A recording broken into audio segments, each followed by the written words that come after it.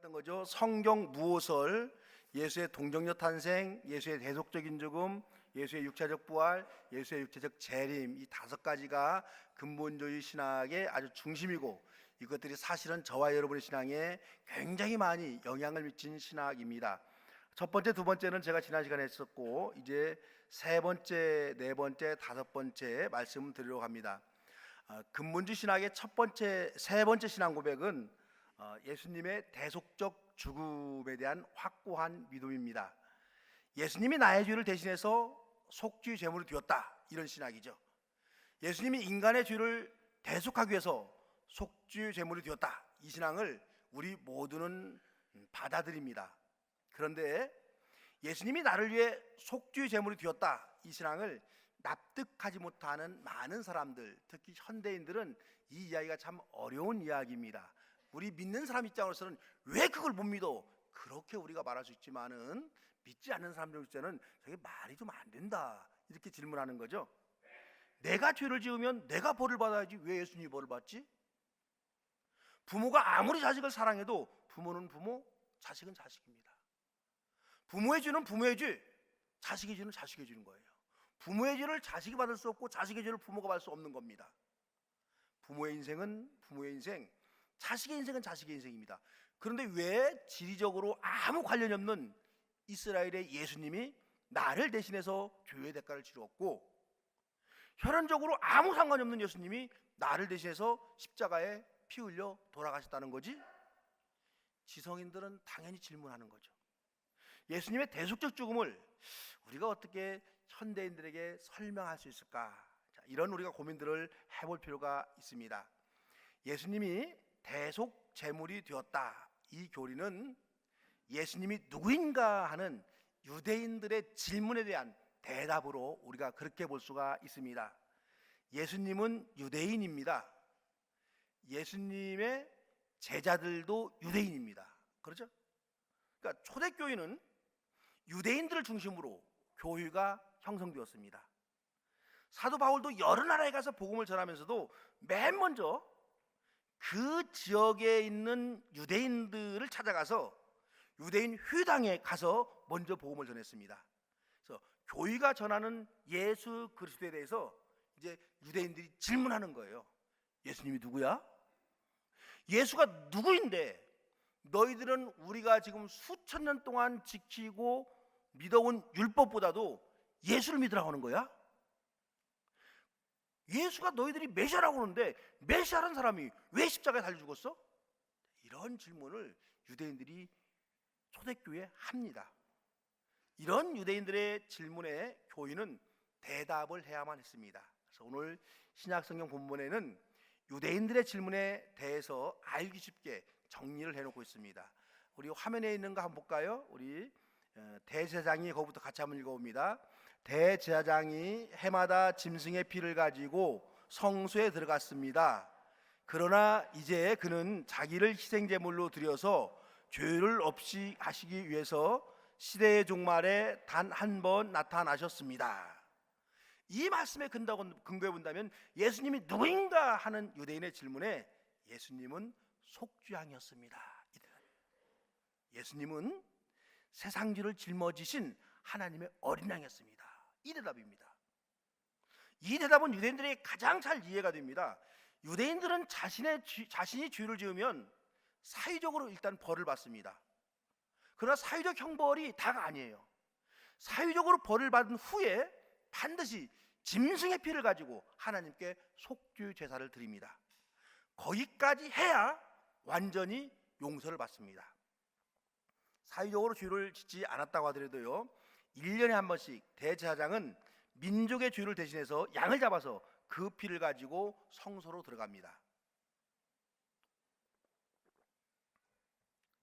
양의 피가 성소에 뿌려지고 제물을 태워서 제단에 드려질 때 온 이스라엘 백성의 죄가 하나님으로부터 용서함 받습니다.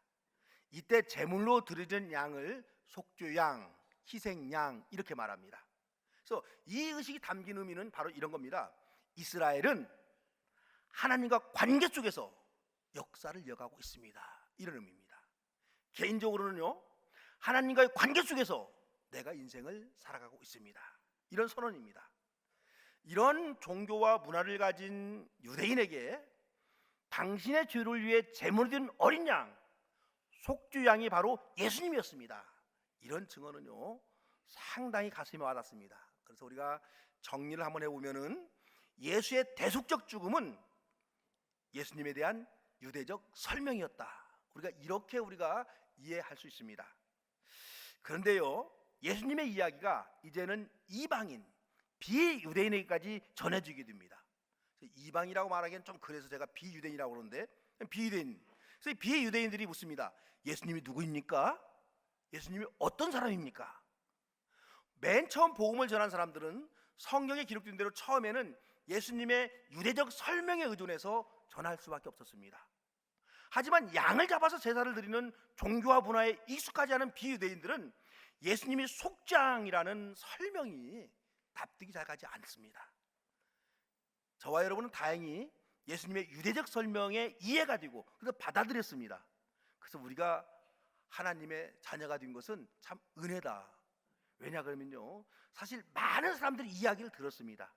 이야기를 들었지만은요 이게 예수님을 거부한 사람들이 더 많습니다. 잘 이해가 안 가는 거예요. 그동안 비유대인 기독교 신학자 목사들이 성경에 기록된 유대적 설명에만 의존해서 예수님을 말했습니다. 비유대인의 문화 속에 살아온 사람들에게 어떻게 예수님을 이해되게 설명할 것인가, 여기에 대한 고민과 연구를 하지 않았습니다. 저도 이제 목회가 얼마 남지 않았습니다. 그래서 그냥 고민하지 않고 예수님이 하나님의 속죄양이었다 이런 설명으로만 설교하다가 목사를 은퇴해도 큰 문제는 없을 거예요.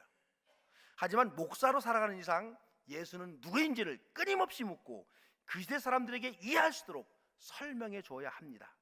완벽하진 않지만은 예수님이 누구인지를 좀 더 분명하게 설명하려고 씨름하다가 인생을 마치는 사람이 바로 목사다. 저는 이것이 목회자의 사명이라고 봅니다. 마커스 보그라는 미국의 신학자입니다. 지금 생존해 있는 신학자인데요. 이분은 현대인들에게 어떻게 예수님과 기독교 신앙을 이해할 수 있게 설명해야 하는지를 고민하는 그런 신학자입니다. 이분은 미국에서 근본주의 신앙을 뛰어넘어서서 21세기를 살아가는 사람들에게 예수님은 여전히 길이요 진리라는 사실을 가르쳐주려고 씨름하는 귀한 신학자입니다. 이분이 예수님은 유대인의 신비주의자였고 지혜의 교사였고 사회적 예언자였다 이렇게 설명을 했습니다. 이 설명이 예수님에 대한 완벽한 설명은 아니지만은요 예수님을 어린 양으로만 이해했던 기독교의 신학적 지평을 훨씬 넓혀준 그런 설명이다라고 보여집니다. 어린 양, 속죄양에 대한 문화를 알지 못하는 비유대인들에게요 대단히 흠이 있는 예수님에 대한 소개입니다. 그래서 이분의 설명을 제 방식대로 한번 이해해봤습니다. 유대인의 인간 이해는 모든 인간은 죄인이다. 여기서 여러분 출발합니다. 죄인인 인간이 죄사함 받기 위해서는 어린 양, 속죄양이 필요하죠. 인간이 죄인이라는 유대적 설명을 비유대인들에게 설명할 때는 우리가 이렇게 설명하면 더 가슴에 와닿지 않을까 생각이 듭니다. 인간은 완전한 존재가 아니다. 이런 설명이 훨씬 더 가슴에 와닿습니다. 모든 인간은 약점 있는 존재다. 이 설명이 좀 설득력 있습니다. 여러분이 한번 판단해 보세요. 나는 완전한 존재에 결점이 없는 존재다 이렇게 생각하시는 분 혹 손 한번 들어보세요. 부끄러우지 마시고요. 난 송국기 권사님 손들 줄 알았네. 근데 송국기 권사님 아니에요? 약점이 있는 불완전한 인간은요 하나님의 도움이 있어야만 이 땅에서 살아갈 수가 있습니다. 불완전한 인간은 예수님을 통해서 인생의 길을 발견합니다. 하나님을 찾을 수 있는 길을 예수님이 보여주셨습니다. 이 예수님은 유대 사회에서는 신비자로 불리기도 했고 지혜의 교사이기도 했고 사회적 예언자였다. 이렇게 이 마커스 보고는 설명하고 있는 겁니다. 예수님이 누구인가에 대해서는 그 어떤 설명도 완벽한 설명이 없습니다. 하지만 예수님이 어린 양, 속죄양으로 대속의 죽음을 당했다는 교리에만 머물러서는 여러분 안 됩니다. 그래서 신학의 지평을 좀 넓혀서 문화와 시대와 상황에 맞게 예수님이 누구인가를 설명할 수 있어야 예수님은 영원한 진리의 말씀이 됩니다. 제가 청년회 때는요, 이 마커스 보고보다 앞서서 우리말로 예수님을 설명한 분이 한 분 계세요. 지금 은퇴하셨는데 김상일 교수라는 분인데 철학 교수인데 신학자가 아닌데 이분이 이제 이런 얘기를 했어요. 예수님은 누구냐? 한의 담지자이다. 가장 많은 한을 가지고 세상을 떠나신 분이다. 이렇게 설명하더라고요. 이게 크게 이제 그 신학자들에게 이게 와닿진 않았지만은요, 저는 그때 야, 예수님을 우리식으로 저렇게 표현할 수도 있구나 해서 대단히 감동을 받은 적이 있습니다. 이렇게 우리가 우리 말로 우리 표현대로 예수님을 이해해 보아야 예수님이 유대인만의 그리스도가 아니라 온 인류의 그리스도가 됩니다. 네 번째는요, 예수님의 육체적 부활을 믿는 신앙입니다.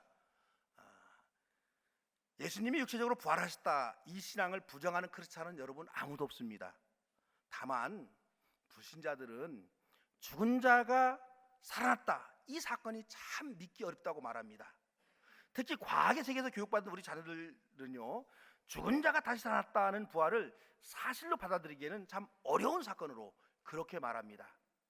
어렸을 때는 부모님과 함께 교회에 가긴 하지만은 죽은 자가 다시 살아났다는 신앙에 대해서는요, 어른이 될수록 부정적이 되어갑니다.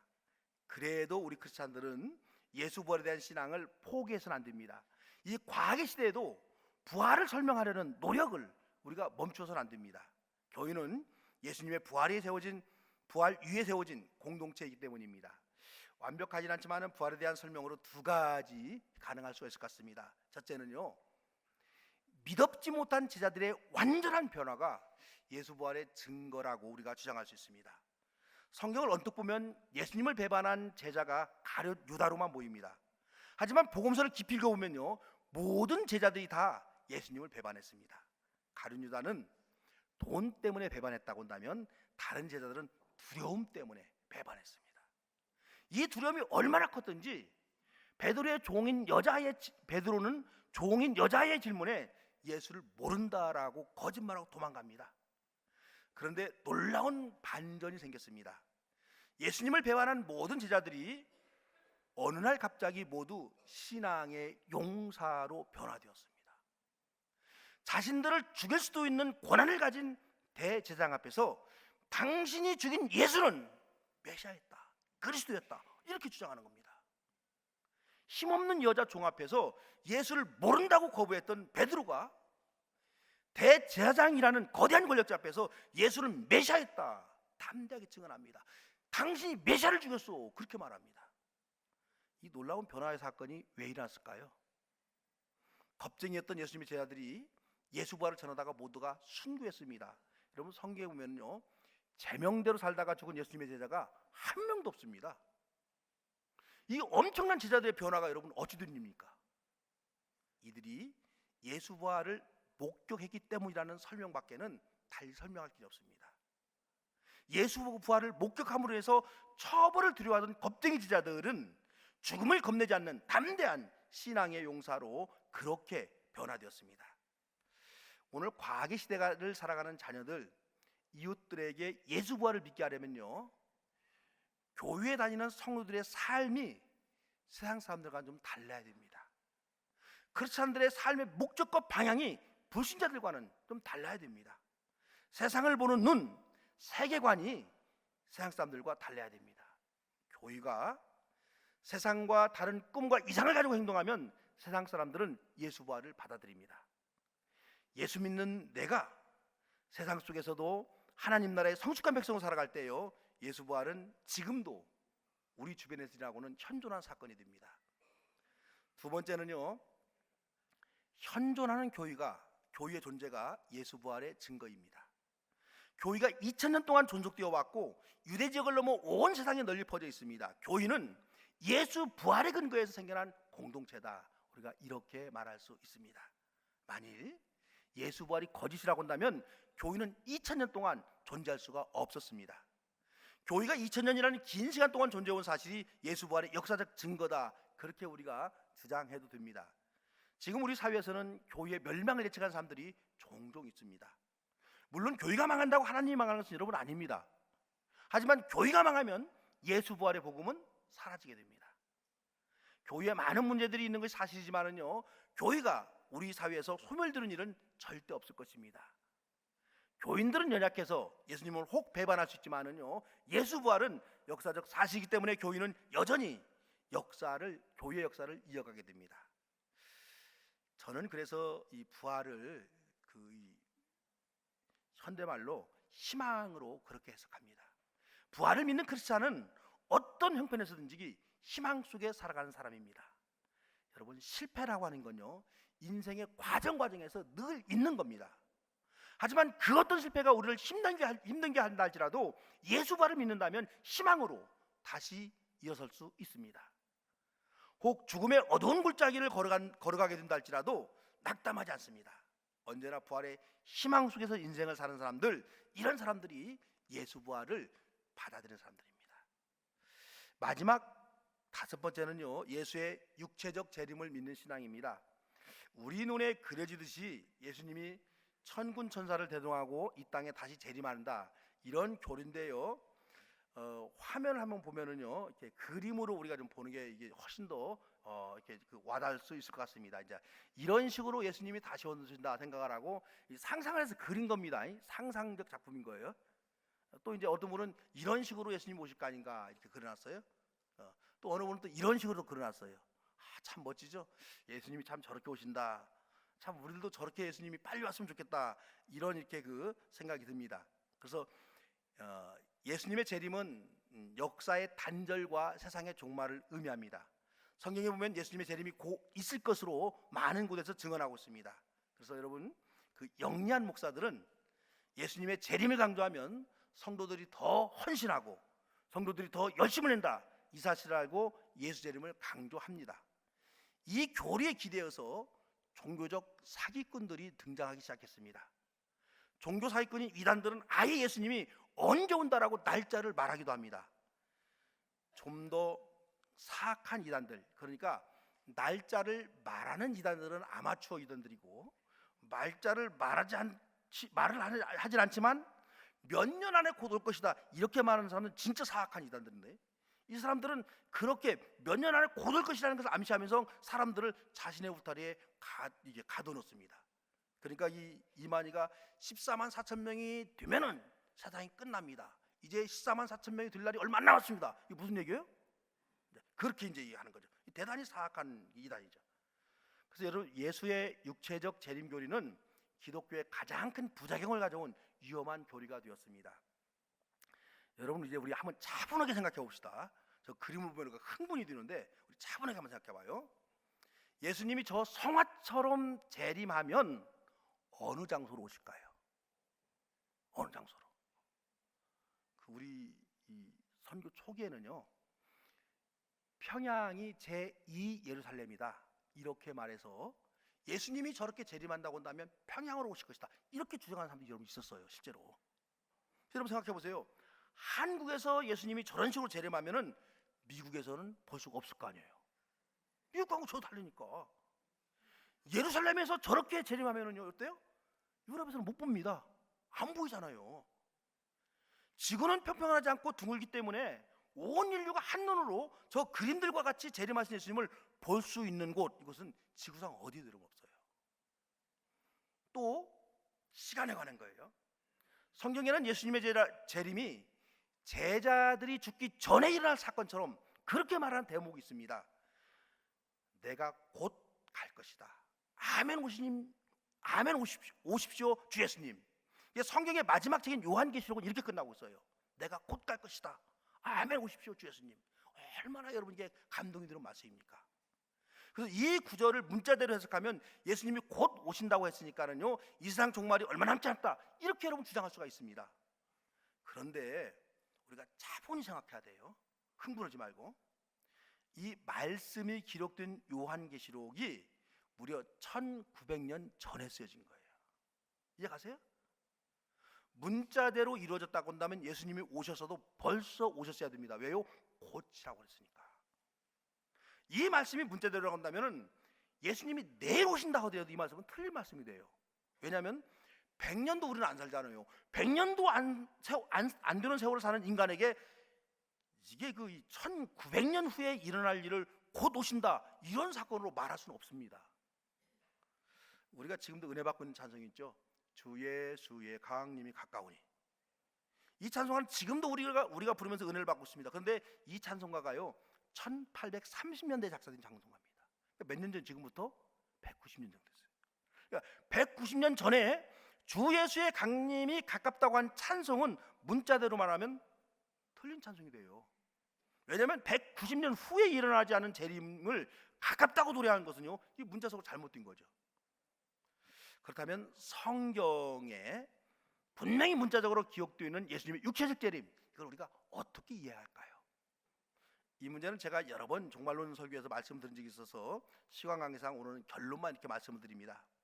예수님의 재림은 성경에 기록된 수많은 풀리지 않는 신비적 사건 중에 하나입니다.